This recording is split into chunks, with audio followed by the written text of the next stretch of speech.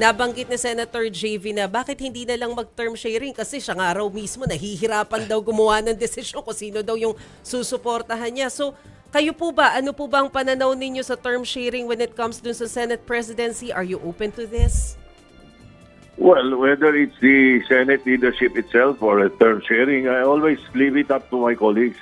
Ako po old-timer ako eh. I belong to the old school ng mga senador eh. So, ganun kami kahit anong araw eh. We leave it to our colleagues kung sino sa gusto nila, kung ano gusto nilang patakaran na gawin, kung term sharing yan or kung gusto nila yung ito or this particular candidate. Ganun na lang kasi hindi ako yung tipong miikot na nagpapapirme sa mga kasama eh. Dahil yun eh, as I said, I'm from the old school. Ganun kami nung araw eh. Sino ba yung umiikot, Sen? Biro lang. Sen, si Chicky Berhel po ito. Wala pa po bang pagpupulong o pag-uusap ang NPC po kung ano po yung gagawin po dito? Well, two or three of the leaders namin ang mga kausap ko nandito and we're trying to talk to the other members muna. There's nothing concrete as of now. Total, July 28 pa yan eh. Kahit na sino sa amin na mag-claim na meron kaming 13 votes. That's as of today. That's a snapshot of today. July 28 is the key. Di ba? Kung ano mangyayari sa July 28 when we resume, that's how it goes. Pero kayo, Tito Sen, open naman po kayo na bumalik doon sa posisyon na Senate President considering na ang daming issue ngayon sa Senate. Nandiyan pa yung impeachment kay VP Sara. Oo, hindi. Kaya nga siguro ako, lalo akong kinoconsider ko na pag ako'y inalok nila or ako'y tinulak nila, tatanggapin ko talaga sapagkat nakikita ko maraming dapat ituwid eh. Maraming dapat i-correct eh sa takbo ng Senado nitong nakaraang taon eh. Medyo nasisira ang reputasyon ng Senado eh. Doon ako kinakabahan. You know, I've been there for 24 years. There is a special place in my heart for the Senate. Kaya naiinis ako at nalulungkot ako pagka naririnig ko na maraming reklamo ang iba't ibang mga tao. Ano po yung sinasabi ninyo, Tito Sen, na kailangang i-correct? Well, una sa lahat, itong issue ng impeachment, whether carry over o hindi ito, may rules ng impeachment rules. Impeachment court, mayroong impeachment rules. Mayroon ding rules ang Senate rules. Pero all this would have been avoided kung noong February 5 natanggap ng Senate President or ng Secretariat yung articles of impeachment. Ang dapat ginawa ng leadership ng Senate, ni-refer sa floor. Dinala sa floor at ni-refer sa Committee on Rules. So, from February 5, alas 7 pa sila, alas 4 ng hapon nila natanggap eh. Alas 7 ng gabi nag-adjourn sila eh. They had 3 hours. You only need to do is 15 seconds to refer it to any committee. So, kaya hanggang ngayon, medyo naguguluhan sila sa usapin. Kailan iti-take up yan?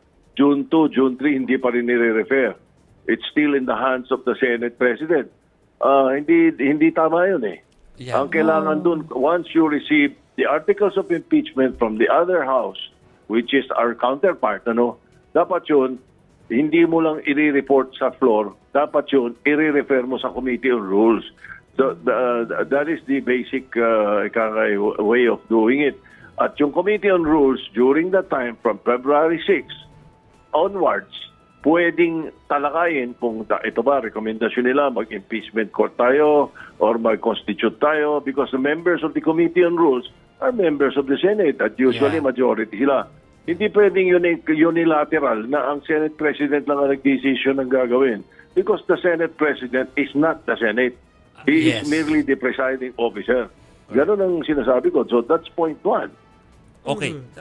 Senator Soto, yun nga po ano namin yan na-monitor namin dito sa STL yan na talagang sabi niyo pa, grabe pa nga ang sabi niyo dahil talagang kayo'y nagulat na hindi ito na-i-refer agad sa Senate Rules Committee nung Pebrero pa. Dahil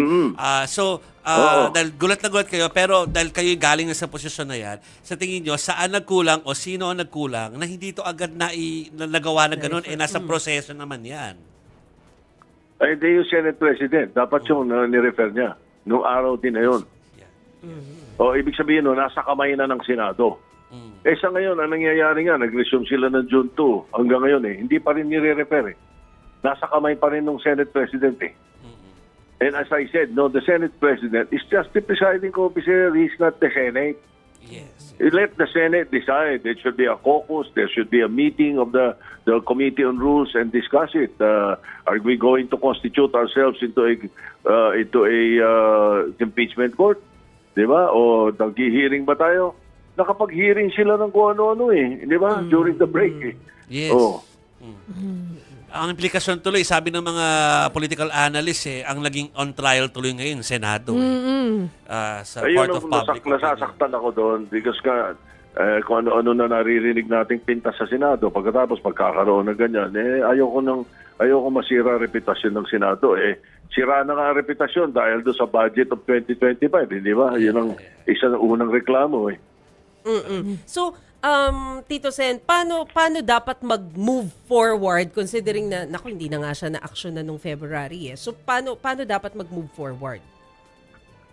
Dapat yan na pag-resume nila ng Lunes i-refer na sa Committee on Rules yung articles of impeachment at right then and there they decide on what to do with it. Dapat ganon. Well, although it's too late, tutuusin yan. Sabi ko nga, February 5 after February 5 kasi, ang adjournment dapat nun, they could have stayed for another 3 days.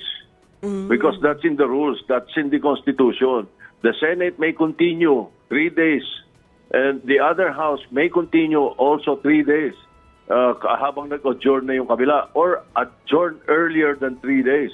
Nasa Constitution yun So dapat yun, hindi nila pinatay ng alas 7 ng gabi ng February 5. Dapat yun, tinuloy nila hanggang February 8 or at the very least, at least 7 p.m. diniscuss nila. Di ba? Yes. Pero, sinabi po ninyo, too late na po, no? So sa puntong ito, kung too late na po, ano na po sa tingin nyo ang mangyayari niyan? Well, I just said too late, pero they could take action right now. Like for example, i-refer nila sa Committee on Rules. Then they constitute themselves as an impeachment court. They either take their oaths and ngayon, anong nangyayari? Pag ginawa nila yon, pwedeng mag-crossover ngayon sa 20th Congress. Okay. Pero pag hindi nila ginawa yan, hindi nila papatayin nila sa 19th Congress yan. Hindi mag-crossover Yeah, So, correct. Teka lang. Ano i-crossover? Hindi sila nag-impeachment court. Paano i-crossover? So hindi po yan paglabag sa konstitusyon? Exactly. Di ba unconstitutional? Ay nako, hindi ako magtataka kung may mag-question ito sa Supreme Court. Whatever they do this week, they will be questioned sa Supreme Court. Justiciable issue to Kasi Tito Sen, sinasabi rin ni Senator Tolentino, 'di ba? Parang functionally dismissed na raw itong impeachment dahil parang ano pa bang ma-achieve mo before mag-20th Congress? By the way, siya ang chairman ng rules. Siguro, naghihimutok siya dahil hindi ni-refer sa kanya. Siya nga ang chairman. Siya majority leader Correct. Ang majority leader is the chairman of the Committee on Rules. Pero eto nga, sir, hindi pa natin nasisimulan pero may nilabas na agad na resolusyon and sinabi naman ni Senator Bato na galing sa opisina nila yung resolusyon para hindi na matuloy-tuloy yung impeachment trial. Ano pong masasabi ninyo tungkol dito, sir? Nahapyawan ko lang yung pagbasa sa laman ng resolution, pero parang contradictory. Conflicting yung mga whereases Basahin nyo. Conflicting yung mga whereases pwede nang yung resolution na yun, pwede nang iwan sa basurahan ng kasaysayan.